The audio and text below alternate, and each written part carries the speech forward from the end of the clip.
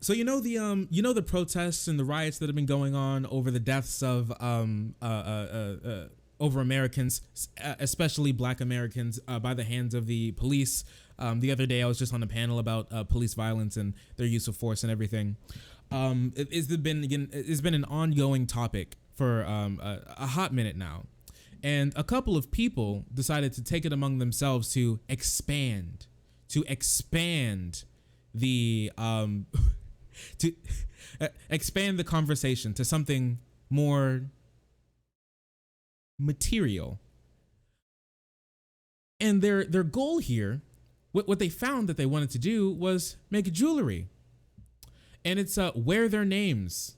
It's the wear their names jewelry made out of shattered glass from the Charleston riot.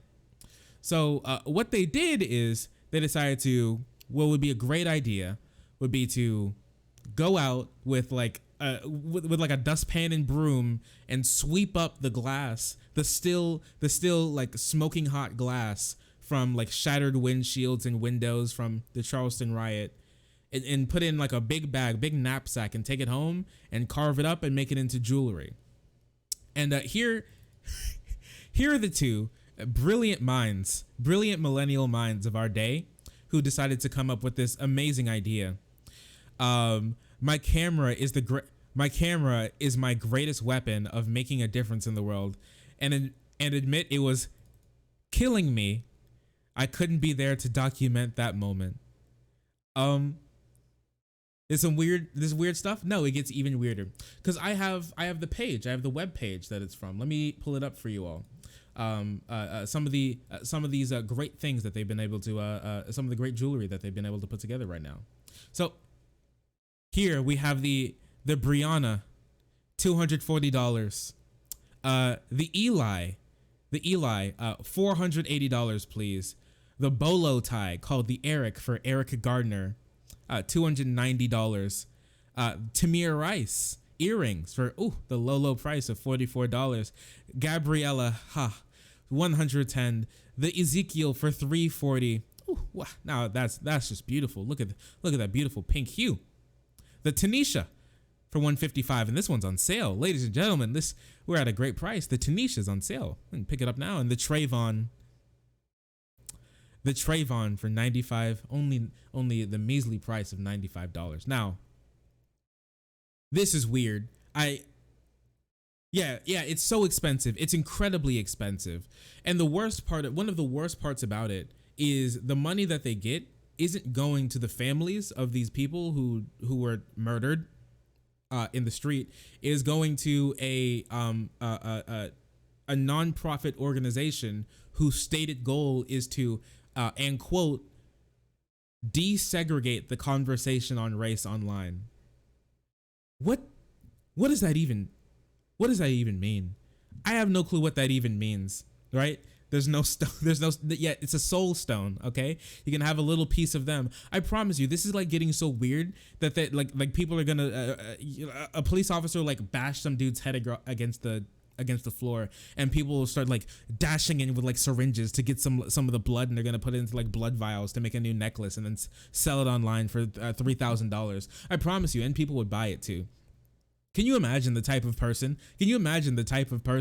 who would buy something like this and then wear it around and be like, yes, I have made a difference. Just the selling of this and the buying of this is just to make people who don't do anything else to improve the lives of minorities in this country to feel good by spending a massive chunk of change on a massively imagine you've gotten so far off the deep end that you're gentrifying a riot. You're gentrifying a civil rights movement. Can you imagine this? Can you get just for 1 second think about what state of mind that you have to be in? But one thing that I'm thinking, right, is this sort of like consumerism that has sort of like just completely encapsulated. Okay, but how else would we desegregate the conversation? That's true. We do need these necklaces with studio production photography done with them. Also, the bolo tie. Can you imagine like the Southerner bolo tie being the new symbol of like the BLM? Like the literal like southern gentleman slave master symbol, just is really cool stuff. I don't think anybody thinks of a nice dude when they think of a bolo tie. You just think of who I think of when I'm thinking of a bolo tie. I think of like Doug Dimmadome, just Doug Dimmadome, owner of the Dimsdale Dimmadome. And personally, he doesn't seem like the biggest BLM supporter in my head, mostly because he's a cartoon character, but for other reasons as well. Can we just look at one thing real quick? Let me pull something up for you, like super quickly, so we can take a look. Like the rampant amount of consumerism that has like taken over. This is just like a quick scroll on Etsy. Super quick scroll on Etsy. George Floyd murals. Here's the mask. Oh, you get crazy shirts and sick and tired of justice. I have no clue what that means. If you're not angry, you're not paying attention. Just so they're literally putting memes on shirts and selling them. I just think, and I'm not going to say that none of these are done in good faith. Yeah, sick and tired. Yeah, I bet. And I'm not going to say none of these are done in good faith, but to look at a lot of these, I don't think, I think there's a disturbing amount of, and here's like a big name patch to say their names, with like a Tamir Rice and Breonna Taylor and George Floyd and the lot. I know there's like an uneasy amount of people here who kind of push this out to kind of get a quick buck just looking at it. And that's really unfortunate. But I think this is also driven by like the economic system that a lot of people are put under right now. I mean, there are people right now who can't afford to buy food. If they can think that they can sew together something that like BLM and get like any amount of money on it on Etsy, I think they'll try. They'll try their best. I think a lot of these are just like a money grab. It's literally like go to the cheapest like Chinese labor print shop that you can to print off a bunch of like nylon masks from eBay, like a bundle nylon mask pack from eBay, and then slap the design on a shirt and then sell it for 300-500% the amount of money that went into making it, and then trying to make a quick buck, which is super unfortunate. Just making money off of these people. Just take a second and think. You're making money off of these people who have been murdered in the street, people being choked to death, people having like bones broken by the police, lots of them not doing anything that warranted that level of aggression. Just people literally dying. The deaths of these people, and the other people who made the $400-500 jewelry off of this, not even going to the families of the people who died. And this one specifically, just super weird. It's on sale. The Tanisha is on sale. Imagine your family member gets like obliterated by the police, and then you go online and you find their name on a piece of glass that was like that was polished up and put onto a 24 karat gold necklace, and then sold for $190, and then they get like a 15% off. You get it for $155. That is so incredibly disrespectful to all of these people. Hey, at least the Tamir sold out, at least he got that. And the fact that this was like going on until anybody found out, and then they said, we're gonna stop production temporarily until we really do some introspection and find out what we're going to do moving forward. What are you doing? Yeah, it's not going to the families. It's going to a nonprofit who said that their goal is to desegregate the conversation on race online. So I don't even know what that means. I think it's literally just, we're going to boost up a bunch of Twitter accounts. We're going to pay someone to go online and retweet tweets of black people saying police violence bad. I think that's the entire thing. In the picketing, this is like pickpocketing. This is grave robbing. Like, I call it what it is. This is basically grave robbing at this point. And like the complete lifelessness, the complete like liberal sort of identity politics do nothing idea of this just in total is wild to me.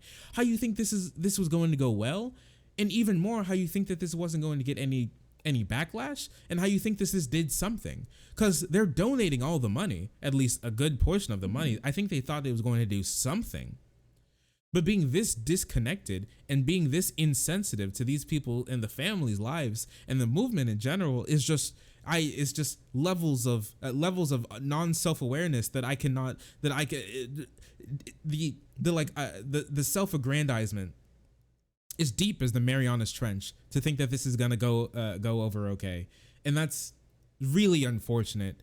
The rampant consumerism, commodifying everything in our lives, even the deaths of people, being reduced to nothing but a cheap eBay sweatshop mask on Etsy for $16. It's really unfortunate how where this turned out. Also, there was another guy on Instagram, if I can remember correctly, who was selling George Floyd stress toys, which is like the PNG image, you know, that the photo from like his Facebook or whatever. It was like him like looking down at the camera or whatever, like from like the same picture like your parents would take on Facebook, just not caring about angles or anything whatsoever. And they took that and stretched it. PNG stretched it over a squishy doll, and then is selling it for like $30, like a stress toy that you squish, you squeeze the life out of. That's what they're selling. That is a massive yikes. And it looks disgusting. His face is all distorted and it's like all pulled back, like ripped across the face of the mask, and it's like, have a piece of the great George Floyd who lost his life for me to make some money. And it's just so sad. It's so weird. It's the big yikes. Listen, that's American capitalism will always find a way, my dudes. It will always find a way. Oh man. Squish toy, stress toy. Can I find this? Let me see if I can find this real quick, because I remember the picture, but I was gonna use a tweet, but the tweet got deleted before I could get to it. It was really unfortunate. The entire account got deleted today. Shark, Pog. Oh my gosh, that's so Pog. Please share, repost. This needs to be taken down. Update new account. George Floyd Toy Official. George Floyd Toy Official 5. Wait, his account's been taken down 3 times already? Or like 3 times already? Yeah, no, they know it's fucked up. They just keep doing it because they're making mad money off of it.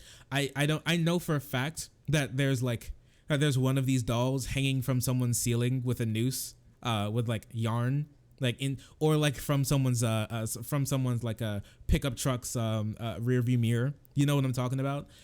We can take a look at the dolls in just a second. George Floyd Toy Official 4, 5, 6, 8, 10, and a website. Wow, and a website of selling merch of the man who died under the knee of a merciless policeman. And the saddest part is that this person has been 333 following, 186 followers. And it's been booted a couple times, but it just keeps going. Yeah, they have backup accounts. $50. My bad. I said 30. This is being sold for $50. $50. And it's in Russian. Nice. Nice. Why are you making a George Floyd punching?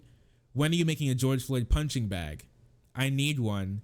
Can you make one that plays audio when you squeeze his neck? Yep. Welcome to Instagram, buddy. Yeah, and this is what it looks like.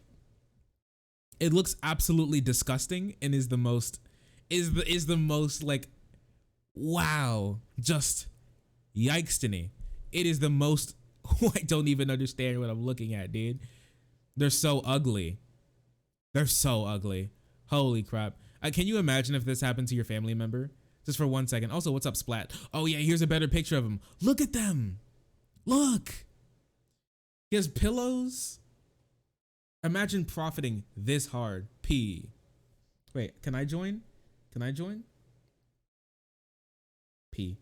Wait, I did it wrong. It's uppercase. It's not lowercase. This is pretty sad. Yeah, it is pretty sad.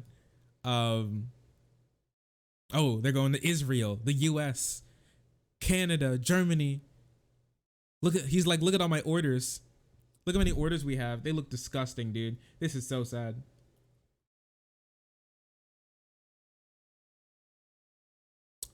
He's like rubbing it in people's faces now. Oh, they're showing the design process. Oh man, those are fucking ugly. Wow, this needs to be stopped. And they got reported, but they just won't stop. And Instagram isn't really taking much action. It's really unfortunate.